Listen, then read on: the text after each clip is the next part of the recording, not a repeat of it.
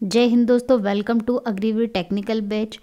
Friends, आज हमारी topic wise class रहेगी, लेकिन टॉपिक वाइज क्लास स्टार्ट करने से पहले मैं आपको सिलेबस बता दूं और सिलेबस के साथ साथ मैं आपको ये भी बता देती हूँ कि आज की जो टॉपिक वाइज क्लास है इसमें हमारा टॉपिक क्या रहने वाला है। तो फ्रेंड्स, ये है फिजिक्स का सिलेबस, अग्निवीर टेक्निकल फिजिक्स का सिलेबस, जिसमें आपको ये जो टॉपिक दिखाई दे रहे हैं ये सारे टॉपिक आपको कवर करना है। और फ्रेंड्स, मैं आपको बता दूं कि अभी जो क्वेश्चन पेपर आ रहा है उसमें लॉजिकल क्वेश्चंस ज़्यादा पूछे जा रहे हैं। मतलब आपका लॉजिक, आपके जो बेसिक्स है वो कितने क्लियर हैं वो आपका इस पेपर में चेक किया जा रहा है। तो आपको जो पढ़ाई करना है टॉपिक वाइज या फिर टॉपिक्स ही कवर करना है, इनको लॉजिकल और बिल्कुल बेसिक से करना है, ताकि जो बेसिक क्वेश्चन है वो भी आपके इसमें क्लियर हो जाए। तो फ्रेंड्स, आज की जो हमारी टॉपिक वाइज क्लास है उसमें हमारा टॉपिक है प्रेशर जो है वो आज का हमारा टॉपिक है। ये बहुत इम्पॉर्टेंट टॉपिक है और इसके क्वेश्चंस एग्जाम में आते हैं। और साथ ही साथ प्रेशर के साथ साथ हम कवर करेंगे बैरोमीटर से रिलेटेड क्वेश्चन और प्रेशर से रिलेटेड क्वेश्चन जितने भी अभी तक एग्जाम में पूछे हैं या फिर जो IMP क्वेश्चंस एग्जाम में आ सकते हैं, जिनके आने के चांसेस है, वो हम आज इस वीडियो में कवर करेंगे। इसके अलावा मैं नेक्स्ट वीडियो आप लोगों के लिए लेकर आऊँगी जिसमें डेंसिटी, स्पेसिफिक ग्रेविटी, प्रिंसिपल और आर्किमिडीज, ये सभी जो टॉपिक्स हैं मैं कवर करूँगी। आज की वीडियो में सिर्फ प्रेशर और बैरोमीटर से रिलेटेड क्वेश्चन ही कवर हो पाएंगे, क्योंकि वीडियो ज़्यादा लंबा हो जाता है और आप लोग देखते नहीं हैं और बोर हो जाते हैं, तो इसलिए हम छोटे छोटे टॉपिक्स जो है क्लास में कवर करेंगे। तो चलिए इस वीडियो को हम स्टार्ट करते हैं बिना किसी देरी के।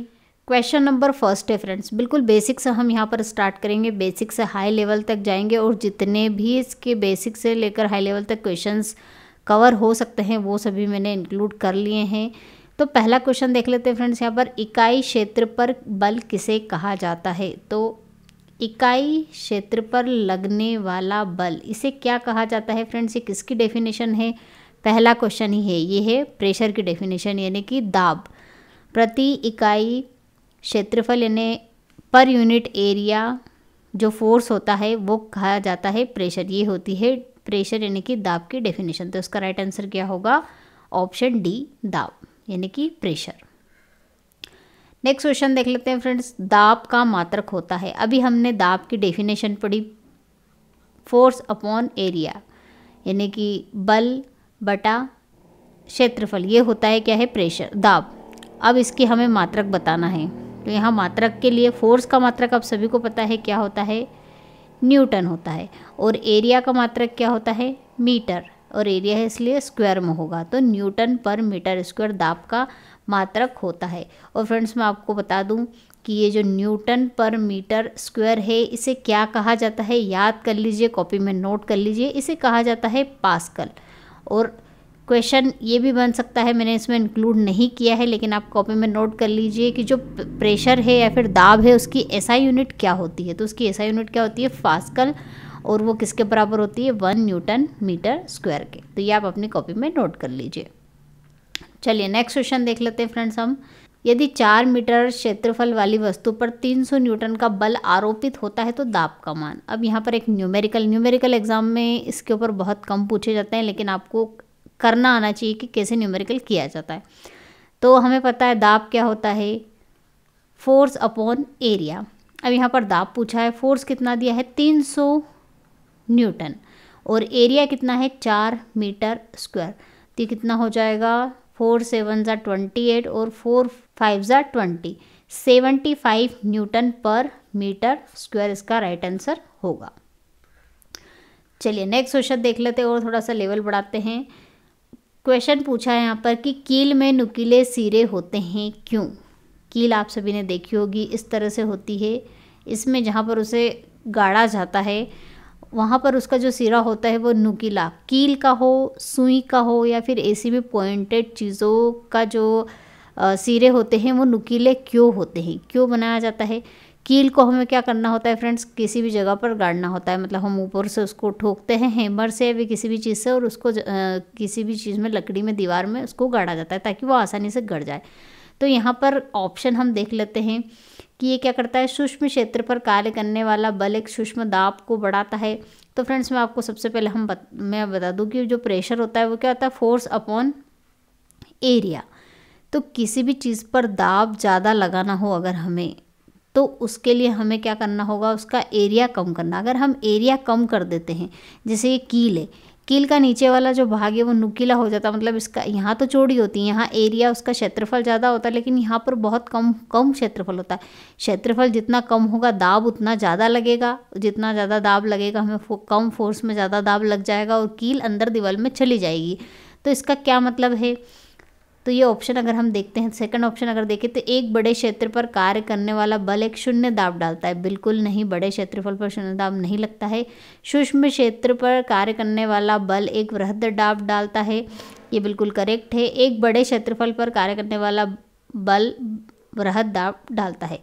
तो मतलब ये है इसका कि कम क्षेत्रफल पर हमें ज़्यादा दाब मिलता है, ये इसका राइट आंसर होगा। The force acting on a smaller area exert a larger pressure. अगर एरिया कम होगा तो उसके ऊपर जो दबाव है, दाब है, वो क्या रहेगा, ज़्यादा रहेगा। तो इसका राइट आंसर क्या होगा, ऑप्शन सी। नेक्स्ट क्वेश्चन देख लेते हैं फ्रेंड्स। पृथ्वी पर मनुष्य द्वारा डाला गया दाब न्यूनतम होता है जब वो होता है।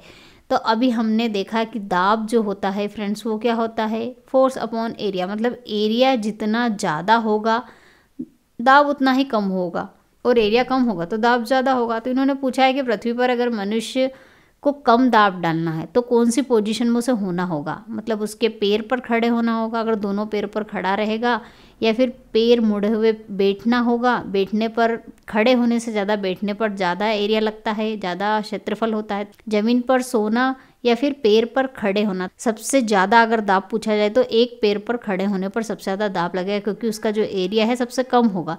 लेकिन इन्होंने क्या पूछा है कि न्यूनतम दाब किस कंडीशन में, किस पोजीशन में होगा, तो वो किस में होगा, जब वो क्या होगा, ज़मीन पर सोया होगा। तो ज़मीन पर जब लेटा होगा तो ज़्यादा एरिया कवर करेगा, और ज़्यादा एरिया होगा तो दाब क्या होगा, कम होगा। तो इसका राइट आंसर क्या होगा, ऑप्शन सी। चलिए नेक्स्ट क्वेश्चन की ओर बढ़ते हैं फ्रेंड्स। यहाँ पर क्वेश्चन है 5 मीटर स्क्वायर के एक क्षेत्रफल पर 1000 न्यूटन का प्रणोद यानी कि थ्रस्ट लागू किया जाता है तो पास्कल में दाब की गणना कीजिए। बहुत इजी क्वेश्चन है, सिर्फ पढ़ के कन्फ्यूज़न लग रहा है। तो फ्रेंड्स आपने दाब की जो डेफिनेशन पढ़ी कि फोर्स पर यूनिट एरिया, इसे कहा जाता है दाब। लेकिन ये जो फोर्स होता है, इस फोर्स को आप थ्रस्ट भी कहते हैं या फिर प्रणोद।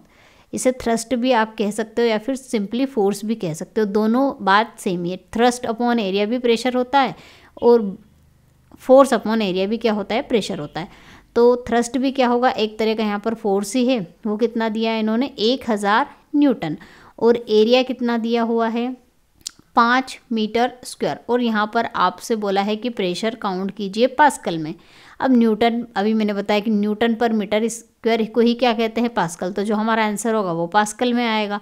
5 2 10। तो प्रेशर की जो वैल्यू मिली वो कितनी मिली, 200 न्यूटन पर मीटर स्क्वायर, या फिर आप इसको 200 पास्कल भी बोल सकते हो, क्योंकि न्यूटन पर मीटर स्क्वायर ही पास्कल होता है। तो इसका राइट आंसर होगा ऑप्शन ए। चलिए नेक्स्ट क्वेश्चन देख लेते हैं friends. 1 torr is equal to, एक टॉर्क किसके बराबर होता है। तो फ्रेंड्स आपको बता दूं, जो प्रेशर है, प्रेशर के आपको जो यूनिट से मेज़रमेंट करने की वो याद होनी चाहिए कि किस किस में मेज़र किया जाता है। तो सबसे पहले तो पास्कल, जिसे क्या कहा जाता है, न्यूटन पर मीटर स्क्वायर, ये इसकी यूनिट होती है। उसके अलावा एटीएम, एटमॉस्फेरिक प्रेशर, ये भी इसकी यूनिट होती है। टॉर जो होती है वो भी प्रेशर की यूनिट होती है। पीएसआई भी प्रेशर की यूनिट होती है, और बार, ये भी प्रेशर की यूनिट होती है। क्योंकि एक क्वेश्चन ये भी पूछा गया है, मैंने लास्ट जो पेपर देखे थे उसमें ये पूछा गया था प्रेशर है उसकी कौन सी यूनिट नहीं है, और ऑप्शन इस तरह से दिए गए थे। तो आपको याद रखनी है कि कौन कौन सी यूनिट्स होती है। तो ये सभी यूनिट्स क्या होती है, प्रेशर की होती है। तो अगर ऑप्शन में आपको सारी यूनिट याद होगी तो आप टिक कर पाओगे कि कौन सी यूनिट प्रेशर की नहीं है। तो ये टॉर क्या होती है फ्रेंड्स, प्रेशर की यूनिट है। अब यहाँ पर टॉर जो है उसमें पास्कल में वैल्यू, बार में वैल्यू, पीएसआई में और एचजी में वैल्यू पूछी है। तो टॉर का जो रिलेशन है इन सभी में 133.32 समथिंग पास्कल इसकी वैल्यू होती है। तो इन सभी में टॉर किसके इक्वल है, ये सभी तो रॉन्ग ऑप्शन है, इनकी वैल्यू इसके बराबर नहीं होती है। 1 torr is equal to 133 pascal होता है। तो ये आपको कन्वर्जन याद होना चाहिए, कभी कभी एग्जाम में पूछ लिया जाता है। नेक्स्ट क्वेश्चन है वायुमंडलीय दाब किसके द्वारा मापा जाता है। तो फ्रेंड्स इसको किसके द्वारा मापा जाता है, बैरोमीटर। बैरोमीटर वो इंस्ट्रूमेंट है जिसके द्वारा आप वायुमंडलीय दाब, ये आपको ध्यान रखना है, प्रेशर नहीं, एटमॉस्फेरिक प्रेशर यानी कि वायुमंडलीय दाब को बैरोमीटर की हेल्प से मेजर किया जाता है। और दो तरह के बेसिक जो बैरोमीटर्स हैं जो वायुमंडलीय दाब को मापने के लिए यूज़ किया जाता है, एक तो बैरोमीटर होता है और एक होता है एंड्रॉयड बैरो और एक सिंपल बैरोमीटर है। दो तरह के बैरोमीटर होते हैं, एंड्रॉयड और मर्क्यूरी, दो तरह के बैरोमीटर्स होते हैं। बैरोमीटर के टाइप हैं, ये जो बेसिक टाइप्स हैं वो मैंने बताया, इसके अलावा भी बहुत सारे टाइप होते हैं लेकिन इनके ऊपर ज़्यादा क्वेश्चन बनते हैं। एक मर्क्यूरी होता है, जो नॉर्मल जो बैरोमीटर यूज़ किया जाता है वो मर्क्यूरी बैरोमीटर यूज़ होता है जिसमें मर्क्यूरी भरी होती है, और दूसरा एंड्रॉयड टाइप का होता है। ये किस टाइप का होता है ये भी मैं आगे आपको बताऊंगी। तो सब क्वेश्चन का आंसर हमारा हो गया है कि वायुमंडलीय दाब किसके द्वारा मापते हैं हम, बैरोमीटर के द्वारा। चलिए आगे बढ़ते हैं। एंड्रॉयड बैरोमीटर में किस द्रव का उपयोग किया जाता है? अब मर्क्यूरी जो नॉर्मल बैरोमीटर है उसमें तो मर्क्यूरी का उपयोग करते हैं, लेकिन दूसरे टाइप का जो बैरोमीटर है यानी कि एंड्रॉयड, उसमें किसका उपयोग किया जाता है फ्रेंड्स? तो ये इस तरह का बैरोमीटर होता है जिसमें किसी भी तरल पदार्थ का उपयोग नहीं किया जाता, और पारे का उपयोग आप नॉर्मल बैरोमीटर में करते हो। चलिए नेक्स्ट क्वेश्चन है फ्रेंड्स, गोताखोर शरीर को बचाने के लिए विशेष सूट पहनते हैं जो उन्हें किससे बचाता है? तो फ्रेंड्स क्यों विशेष सूट पहने जाते हैं? जो डाइवर्स होते हैं स्पेशल सूट क्यों पहनते हैं, किससे प्रोटेक्शन के लिए? तो फ्रेंड्स जब भी गोताखोर पानी में कूदते हैं तो क्या होता है कि पानी के द्वारा उन पर बहुत ज़्यादा प्रेशर अप्लाई किया जाता है, तो प्रेशर से उन्हें चोट ना लगे, दाब ज़्यादा बढ़ जाने से उन्हें चोट ना लगे, इसलिए विशेष प्रकार के सूट पहनते हैं। तो इसका राइट आंसर क्या होगा कि उच्च दबाव से बचने के लिए विशेष प्रकार के सूट पहनते हैं। चलिए नेक्स्ट क्वेश्चन देख लेते हैं फ्रेंड्स, ऊंचे शिखरों पर समुद्र तल की तुलना में वायु दाब होता है समान, अधिक, कम या फिर कुछ कहा नहीं जा सकता? तो फ्रेंड्स ऊंचे शिखरों पर जो जैसे जैसे हम ऊपर जाते हैं धरातल से या समुद्र लेवल से, सी लेवल से ऊपर ऊपर जाते रहते हैं, तो जो एटमॉस्फेरिक प्रेशर है वो क्या होता जाता है, कम। अब ये कम क्यों होता जाता है? क्योंकि हवा जो है पार्टिकल्स होते हैं एयर के वो कम होते जाते हैं। अब वो पार्टिकल्स कम होते जाएंगे तो जो हवा का प्रेशर है वो भी क्या होता जाएगा, कम होता जाएगा। तो इन्होंने क्या पूछा है कि ऊंचे शिखरों पर समुद्र तल की तुलना में वायुदाब क्या होता है? तो समुद्र तल की तुलना में क्या होता है, कम होता है, क्योंकि वहाँ पर हवा कम होती जाती है। तो इसका राइट आंसर होगा ऑप्शन सी यानी कि लेस। चलिए नेक्स्ट क्वेश्चन देख लेते हैं फ्रेंड्स, चांद पर एक अंतरिक्ष यात्री स्ट्रॉ की हेल्प से नींबू पानी नहीं पी सकता, क्यों नहीं पी सकता फ्रेंड्स? तो ऑप्शन अगर हम देखें यहाँ पर कि चांद पर गुरुत्व के कारण त्वरण कम होता है, चांद पर कोई वायुमंडल नहीं होता है, नींबू पानी चांद में तुरंत वाष्पित हो जाएगा, उपरोक्त में से कोई नहीं। तो फ्रेंड चांद पर वायुमंडल नहीं होता है और वायुमंडल नहीं होने की वजह से वो स्ट्रॉ से पानी नहीं खींच पाएगा। तो इसका राइट आंसर क्या होगा, ऑप्शन बी, चांद पर कोई वायुमंडल नहीं होता है। नेक्स्ट क्वेश्चन है, गैस का दाब के क्या कारण होते हैं? तो गैस में जो प्रेशर होता है वो किस कारण से होता है? गैस के अणु आपस में टकराने से प्रेशर होता है उनमें, या फिर गैस के अणु कंटेनरों की दीवारों से टकराने से, या फिर गैस के अणुओं के तापमान से यानी उनका टेम्परेचर बढ़ने से, या फिर गैस के अणु एक दूसरे के साथ प्रतिक्रिया करते हैं तब उनमें दाब उत्पन्न होता है। तो फ्रेंड्स गैस का जो दाब होता है वो किसके कारण होता है? गैस के अणु कंटेनरों की दीवारों से टकराते हैं और जिससे क्या होता है कि दाब यानी कि प्रेशर उत्पन्न होता है, क्रिएट होता है। चलिए फ्रेंड्स नेक्स्ट क्वेश्चन देख लेते हैं, पहाड़ में क्योंकि वायुमंडलीय दबाव कम है पानी का क्वथनांक पर क्या प्रभाव पड़ता है? तो फ्रेंड्स सबसे पहले मैं क्वथनांक की बात करूँ, बॉइलिंग पॉइंट जो होता है वो किसके पर डिपेंड करता है? टेम्परेचर, एटमॉस्फेरिक प्रेशर और वेपर प्रेशर, इन तीन चीज़ों पर निर्भर करता है। तापमान पर, वायुमंडलीय दबाव पर और जो भाप का प्रेशर बनता है उस पर ये क्वथनांक निर्भर करता है। तो फ्रेंड्स जैसे ही पहाड़ में हम ऊंचाई पर जाते हैं तो वायुमंडलीय दाब कम होता है और दाब कम होगा तो इसका क्वथनांक भी क्या होगा, कम होगा। अब क्यों कम होगा? कम तो हो रहा है लेकिन क्यों हो रहा है? क्योंकि जितना ज़्यादा प्रेशर होता है उसके लिए उतनी ही ज़्यादा एनर्जी की या ऊर्जा की ज़रूरत होती है लिक्विड को बॉयल करने के लिए, और जितना प्रेशर कम होगा उतनी कम उसको एनर्जी लगेगी बॉयल करने के लिए। इसलिए एटमॉस्फेरिक प्रेशर कम होगा तो क्वथनांक भी क्या होगा, कम होगा, घट जाएगा, डिक्रीज हो जाएगा। चलिए नेक्स्ट क्वेश्चन देख लेते हैं friends, 1 bar is equal to how many pascal? अभी टॉर का पूछा था, अब बार का पूछ लिया है। तो फ्रेंड्स इसी तरह से जो जितनी भी यूनिट्स हैं उनका कन्वर्जन पूछा जा सकता है पास्कल में, लेकिन ज़्यादातर बार का, टॉर का और एटमॉस्फेरिक प्रेशर है, इन तीनों का पूछा जाता है। तो सबसे पहले मैं आपको बार का बता दूं कि एक बार में कितने पास्कल होते हैं, 10⁵ पास्कल। तो इसका राइट आंसर होगा ऑप्शन ए।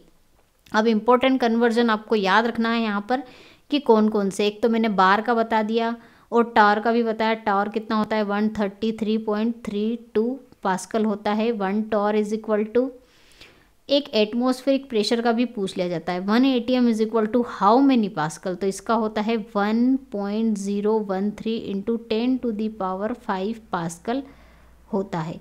तो ये 3 इंपॉर्टेंट कन्वर्जन है जो एग्ज़ाम में पूछे जाते हैं। इसके अलावा बहुत सारे कन्वर्जन भी होते हैं, लेकिन ये इंपॉर्टेंट है इसलिए मैंने आपको यहाँ पर बता दिए। तो फ्रेंड्स ये थे प्रेशर से related 15 questions, most important question. इसके अलावा इसके बाहर एक क्वेश्चन भी नहीं जाएगा, और जाएगा भी तो मैंने आपको कंसेप्ट क्लियर कर दिए हैं। आप सारे क्वेश्चंस कवर कर लोगे, एग्जाम में छोड़कर नहीं आओगे। आई होप वीडियो आपको पसंद आया तो लाइक करना ना भूलें, और कमेंट सेक्शन में ज़रूर लिखिएगा कि आप इस तरह से टॉपिक वाइज क्लासेस चाहते हो, तो ही मैं आपके लिए और क्लासेस लेकर आ पाऊँगी। तो मिलते हैं नेक्स्ट टॉपिक में नेक्स्ट वीडियो के साथ। तब तक के लिए जय हिंद, जय भारत, वंदे मातरम।